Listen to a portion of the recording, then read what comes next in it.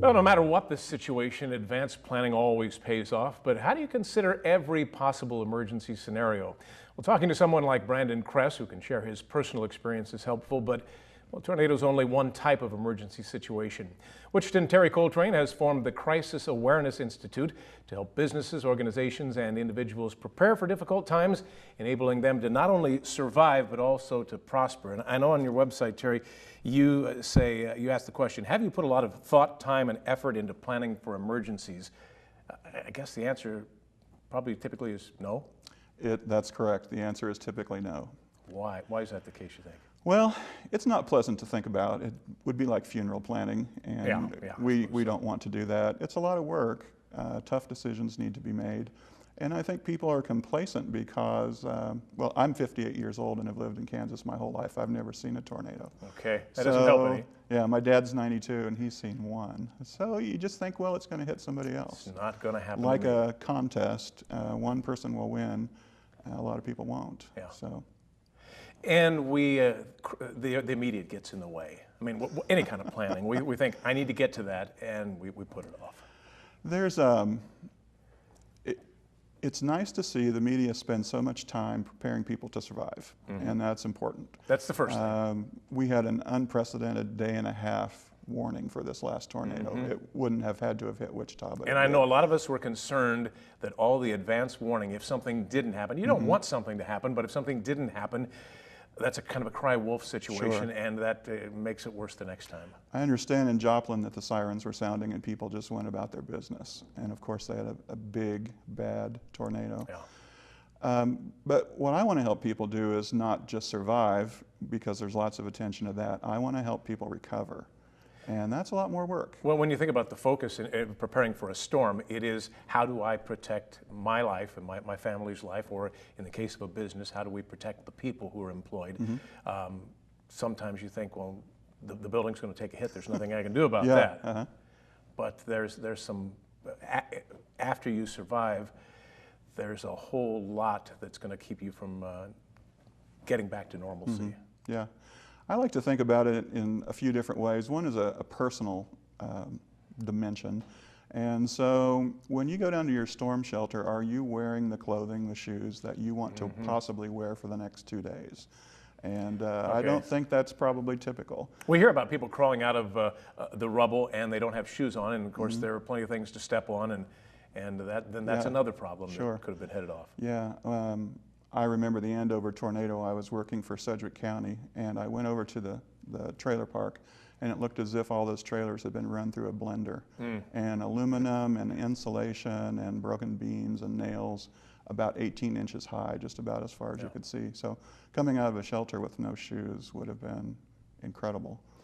We've heard that we should have a backpack ready with those kind of things and take it to the basement. I guess that's a place to start. Sure. Yeah, knowing that the shelter, in our house, it's under the stairs. So the day of the tornado warning, I went down there, and there's a little bit more stuff under the stairs than I had remembered. It's a pretty good place to put things like a card table and chairs and some paintings that are out of season. Things that don't come in real handy during a tornado warning. Yep, exactly. If you have an infant, you might need diapers. So if you are a guest in this country, you might need your passport or your visa. Just all sorts of things that relate to you as an individual that you would need. A couple more categories. One is medical, and of course that's huge. My wife came home one day from talking with a friend, and she said this friend had said to her, "I take medicine that keeps me alive every day." Okay, and that's not an unusual situation. Right. A lot of people take a lot of medicine. Exactly. And so I'm going to talk a little bit more about this later, but a visit with your doctor to make sure that you knew which medicines were critical. In some cases, you can take part of a dose, and that's helpful. In other cases, it's not. Some medicines require special handling, refrigeration, or have to be measured carefully. You can only stock up so much.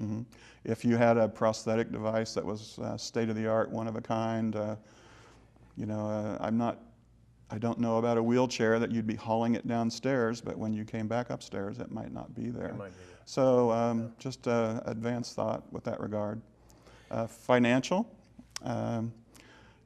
You may need to buy a tarp off a guy back of a pickup to cover up your roof. You may need some cash. Definitely need credit cards. So I have no idea what my credit card number is. Yeah, I got to think about that myself. I know the bank that issued it, but if somebody asked the number, or if I needed to get it replaced quickly, I would be in a world of hurt, I think. Yeah. And at the same time, you have to be careful. You don't want that number just everywhere. Sure. So I got a form that's supposed to help you put down all your information that you should need, and you have to put that in a safe place. And if you put it in a safe place you can access. And maybe the safety deposit box on the shelf up in the upstairs bedroom isn't going to survive the tornado. That thumb drive might end up 10 miles away, and what do you do when you see a thumb drive on the street? You pick it up and you put it in your computer and you see what's on there. Somebody's Pat information Moyer. in the wrong hands, you've just doubled your problem. We think, and most of the focus is on individuals and surviving situations at home. Businesses, organizations. I was part of a radio organization that made it a significant initiative to do some emergency preparedness. And we had some great resources. We had meetings. We assigned people responsibilities. And 3 months later, there was a new initiative, and that one got forgotten. Some follow through. Businesses are a special case. The same lists apply pretty much to all individuals. So you can go to ready.gov or the State of Kansas website, and you can find a list of things that everybody should have following a tornado. And I did want to make one other point about individuals. You need to make sure that if you have something special, it could be a pet, it could be an heirloom, but something a little bit out of the ordinary that is precious to you, you don't want to be grabbing for that or trying to find it as you're waking up to the siren and going downstairs. You don't want those things to keep you from getting to safety. Right, exactly. So, but back to the businesses. Businesses are all different. And a couple of things about businesses. I did a little research last night just to be sure of my facts, and there are some unbelievable numbers about the percentage of businesses that fail following a disaster. But the truth is that it's somewhere between 25 and 40% of businesses fail following a disaster like a tornado. Small business is going to be more vulnerable than a large one. Especially not a large business, not a multi-location business, but a business with 10 or 15 or 20 or 50 people that has a single location. What happens is that the buildings are insured, and so you'll get your money back, but where do your customers go while you're rebuilding? And so if you can buy tires down the block from your shop, you become loyal to a new business all of a sudden. Yeah, exactly. And what makes you come back? Right. So another thing about the small businesses is that let's say you owned one, Pat's Pet Care. Okay, all right, I can do that. For Dingo the dog, but let's say you own a pet care business and you wonder if you are prepared for an emergency as the owners or the senior, the manager of some sort. Well, if you're wondering, then I can assure you you're not prepared, because you would have had to have put somebody in charge of the initiative. You would have had to devote some resources to the initiative, and then you would have had to make some difficult decisions. I think if you ask any company, you walk in the door and you say, who's in charge of safety around here? There's going to be some hemming and hawing and probably not an answer. I worked for a large Wichita employer that I won't name, and I did a business-wide safety and security review, and the first thing I always asked was who was in charge of the effort. And the typical answer was, well, I suppose that would be... And you go to that person and they don't know that it's them. They had no idea. Correct. Yes. The first step in dealing with emergencies, and this is directly from your website, is realizing you must be responsible for your own needs. We have lots of systems in place to help people, and this country does a terrific job, depending on the disaster or whatever, but better than anywhere else in the world of responding and helping people in need. But you first of all need to take care of yourself, or plan to take care of yourself. I was in the emergency operating center in the Sedgwick County Courthouse when the Hayesville tornado hit. And we knew that there was a tornado on the ground. We assumed there would be some damage. Another employee was supposed to go, and her house was hit. I wasn't able to go, or I apologize. I wasn't supposed to go, but I went.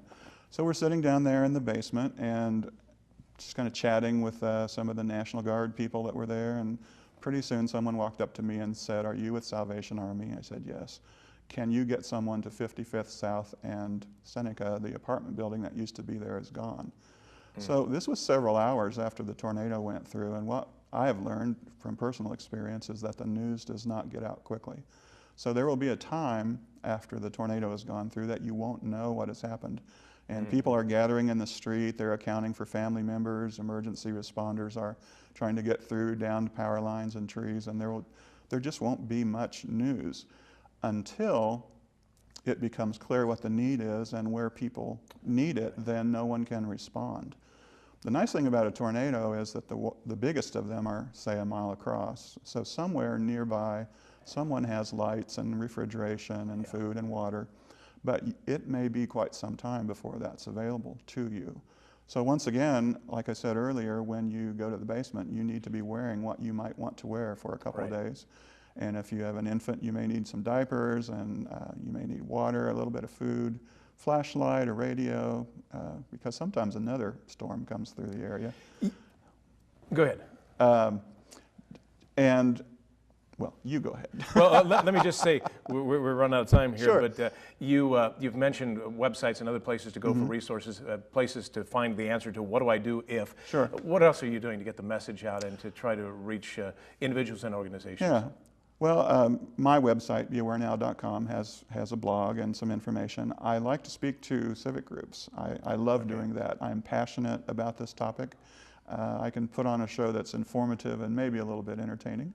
And, nothing wrong with that. Yeah. And then the business itself consults with people. So anyone who wants to reach me can go to my website. Okay. Terry Coltrain, Crisis Awareness Institute, beawarenow.com. Thank you. Thank you.